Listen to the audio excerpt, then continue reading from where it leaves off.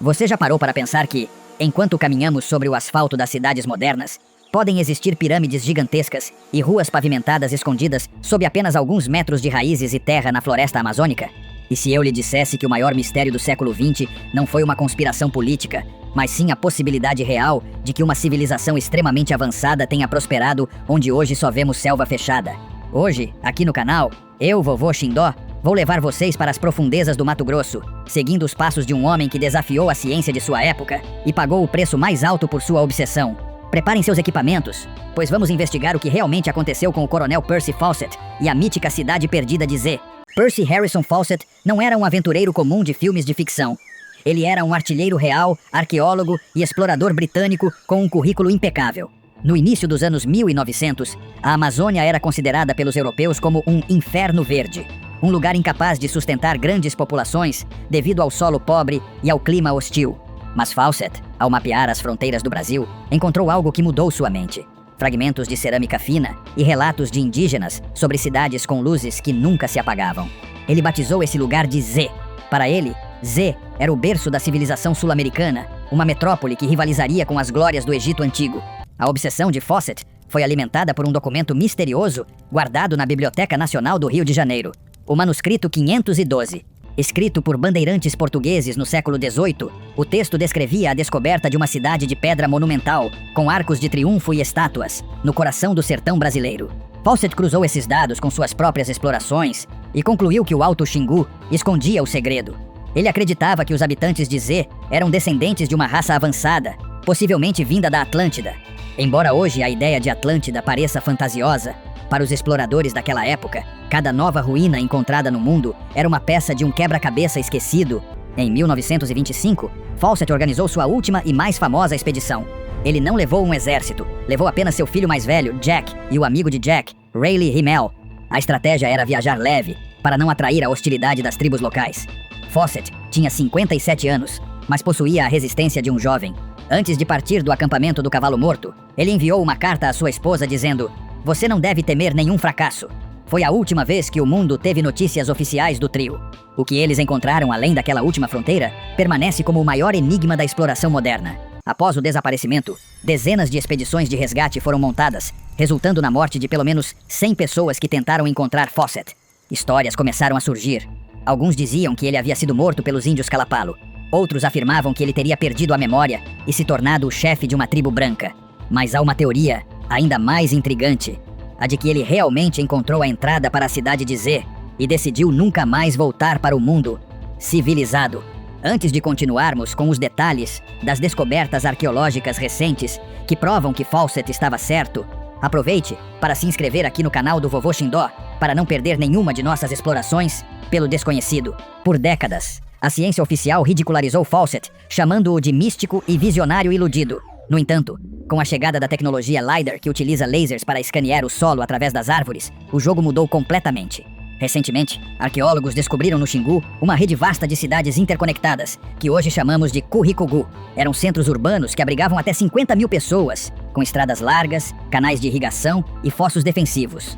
Fawcett estava parado exatamente em cima do que procurava, mas a selva havia devorado as evidências superficiais, escondendo a magnitude daquelas construções sob as copas das árvores. A cidade de Z, ou o complexo de Curricugu, revela que a Amazônia pré-colombiana era um formigueiro humano de alta engenharia.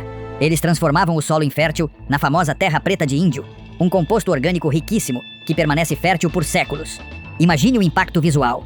Fawcett caminhando por trilhas que 1000 anos antes eram grandes avenidas comerciais ligando aldeias circulares monumentais. Os exploradores não sumiram apenas por perigos naturais.